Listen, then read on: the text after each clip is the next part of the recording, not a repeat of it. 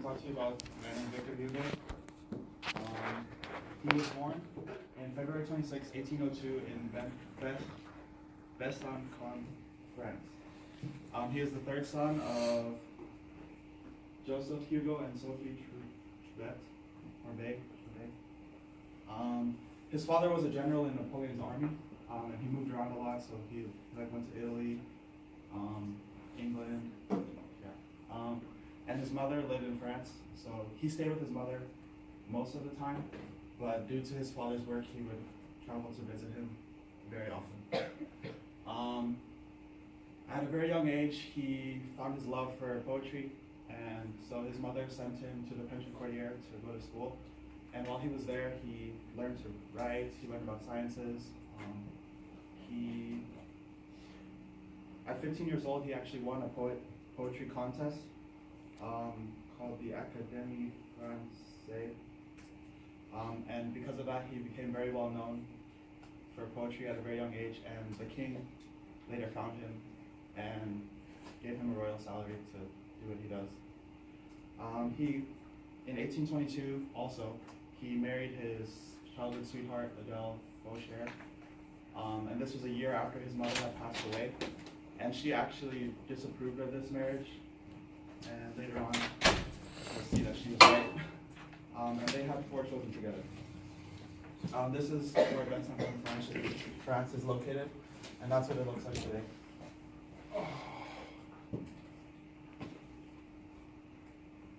So he's a very big person in the Romanticism era. In 1824, he made a group of his friends called the Muse Francaise. They were trying to break away from neoclassicism. That's basically poetry written in well-ordered, logical, clear ways, and he broke away from that when he was introduced to German balladry by that guy. German balladry is poems that are written more to music and they're more artistic.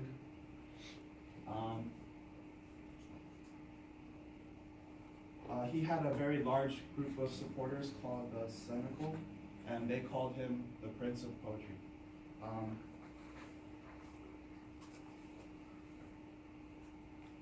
And he wrote a lot of flattering poems for King Charles X.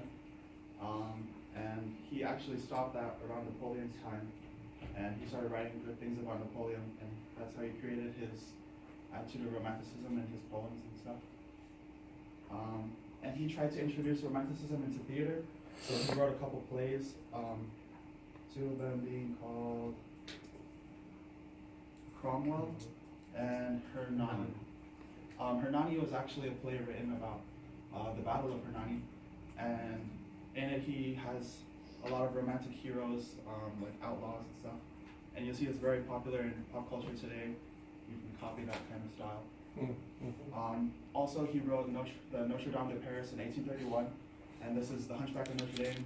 Disney copied this, and it's a very famous book that he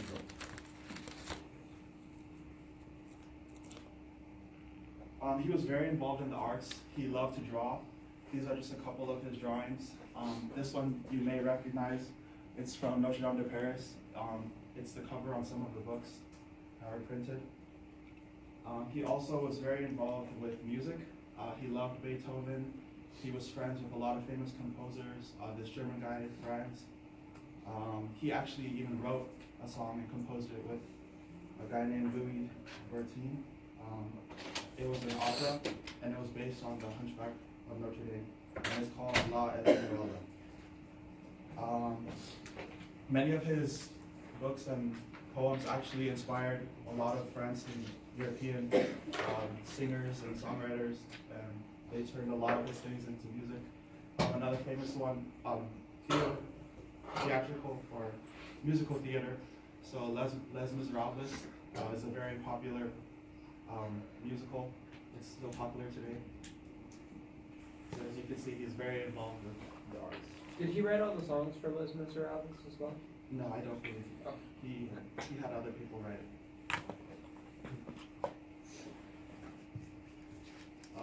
The Blue Years, basically he had a depressing period he went through. He was around 30 years old, which isn't that old, but apparently he's sad about it. His wife, he actually found out that his wife was cheating on him. But she did this because she was tired of him. He was a selfish person. And yeah, so she actually cheated on him with one of his friends. He's a critic of writing. His name is Saint Webb. And after this, he later found a young woman named Juliette Louet. She's the lady on the far left or right. She is actually an actress and a prostitute. So he fell in love with her. He paid off all her debts, and he like kept her around, kind of living in poverty and kind of messed up. Yeah, and everything she did was for him. She basically lived for his life.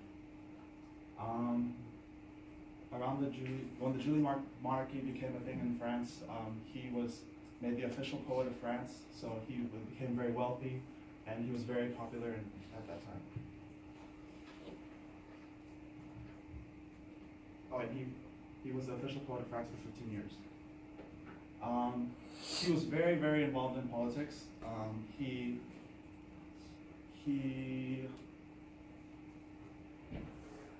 was one of the head people who was fighting for Romanticism at the time. There was a lot of people that were against it. They're called the neoclassists. And he was just trying to push for things like he was against the death penalty. He was for freedom of the press, and at the time France was occupying Poland, and he wanted them to be able to self-govern.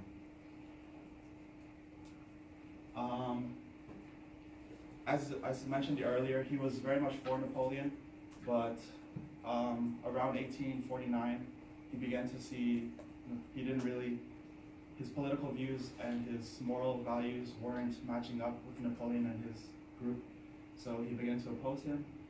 And then it's actually 1851, Napoleon seized power in France, and Hugo released a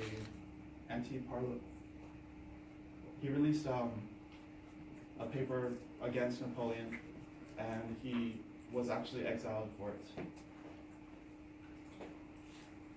So first, when he left France, he went to Brussels. Then he also, after that, he relocated to Jersey. And while he was in Jersey, he supported a anti-paper that was against the Queen, and so he was exiled from there as well. And his mistress Juliette actually set up so that he could go to Guernsey, and she went there with him, and his whole family settled down there. That's a picture of the mansion that he lived in.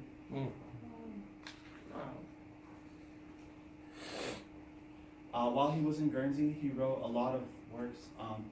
Those two, Napoleon Le Petit and Histoire d'un crime, he was writing against Napoleon, and it was very much anti-Napoleon. So it was actually banned in France, but it found its way in anyways, and it was very popular. This time he also published Les Miserables, one of his most famous works, and those three things are a collection of poems that he wrote.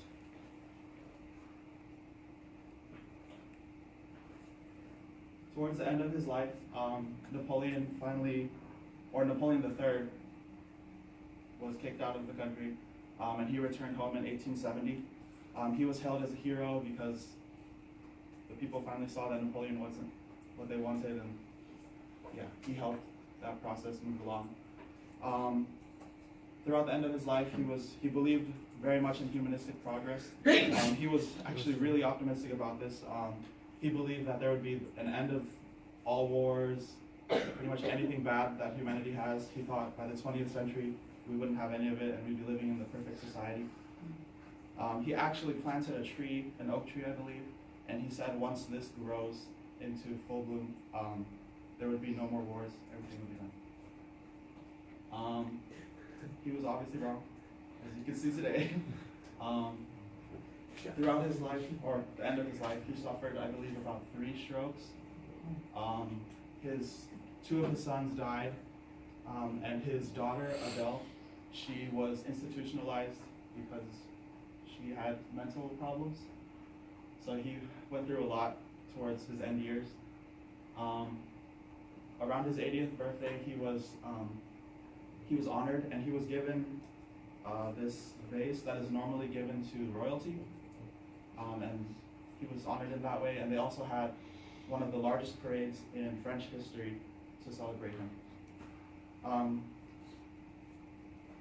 He finally died of pneumonia on May 22nd, 1885. He died of pneumonia, and when he died, he gave all of his money to the poor, and he asked to be buried as a pauper, to not have a big funeral or whatever. And the president, Jules Grévy, at the time, he just ignored his wish, and he went ahead and gave him the state funeral, and 2 million people were in his procession. They actually walked from that arch, I forget its name right now. Arc de Triomphe. Yes, Arc de Triomphe, to the Pantheon, where he was buried.